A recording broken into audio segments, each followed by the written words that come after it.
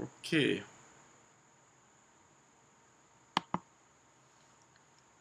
All right. So we're going to start now. So we'll continue from where we stopped in the book of Acts. We last week we did the trivia, which was quite interesting. Okay. Brother Demola, we are starting.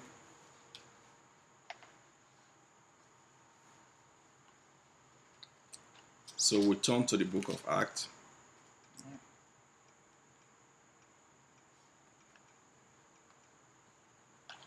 So we'll go back to Acts chapter 23.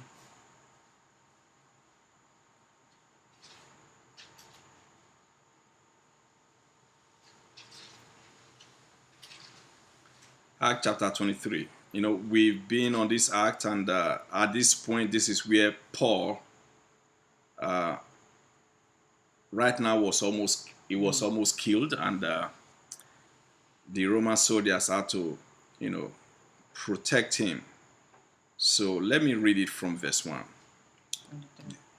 Act chapter 23. So this was when he got up and started addressing the very people that were trying to kill him. From verse 1. And Paul, earnestly beholding the council, said, Men and brethren, I have lived in all good conscience before God until this day. And the high priest Ananias commanded them that stood by him to smite him on the mouth. Then said Paul unto him, God shall smite thee, thou whited wall. For sittest thou to judge me after the law, and commanded me to be smitten contrary to the law? I spoke about this. And they that stood by said, Revilest thou God's high priest? Then said Paul, I wist not, brethren, that he was the high priest. For it is written, Thou shalt not speak evil of the ruler of thy people. But when Paul perceived that the one part were Sadducees, and the other Pharisees, he cried out in the council, Men and brethren, I am a Pharisee, the son of a Pharisee, of the hope and resurrection of the dead. I am called in question. And when he had so said, there arose a dissension between the Pharisees and the Sadducees, and the multitude was divided. Paul said this knowing that the Pharisees believe in resurrection, and the Sadducees, they did not believe in resurrection. They did not believe in spirit. They did not believe in angel. So this sort of created a dissension between the Pharisees and the Sadducees. So they started arguing amongst themselves, and they were divided. For the Sadducees says that there is no resurrection, neither angel nor spirit. That is verse 8. But the Pharisees confesses both. And there arose a great cry, and the scribes that were of the Pharisees part arose and strove, saying, We find no evil in this man, but if a spirit or an angel hath spoken to him, let us not fight against God.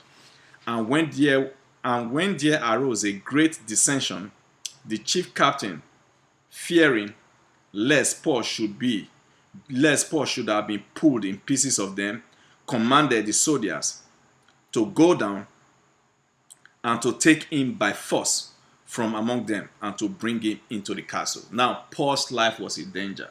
They were dragging him here and there. And so the soldier had to tell his men to go get him out of their midst and to bring him into the castle for his own protection.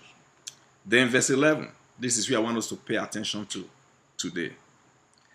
And that night following, remember, all this started from verse 21, when Paul went to Jerusalem and they were trying to kill him because he is preaching that Jesus is the only way to life.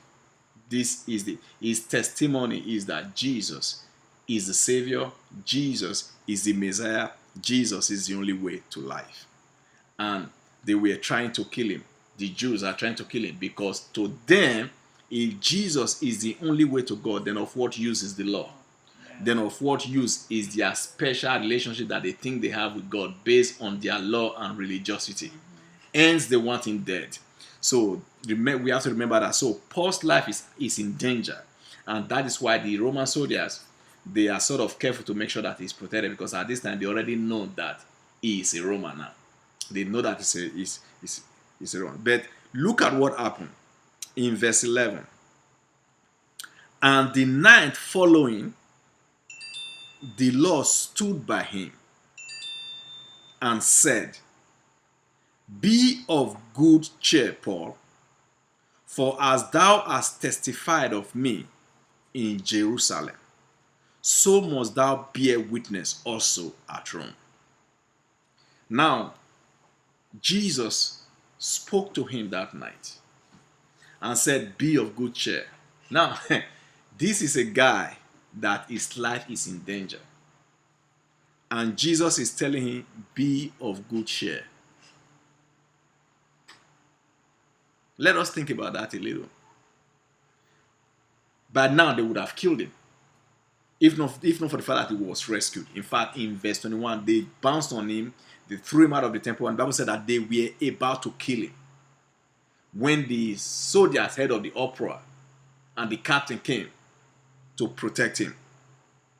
So, but this guy is facing his own countrymen trying to kill him.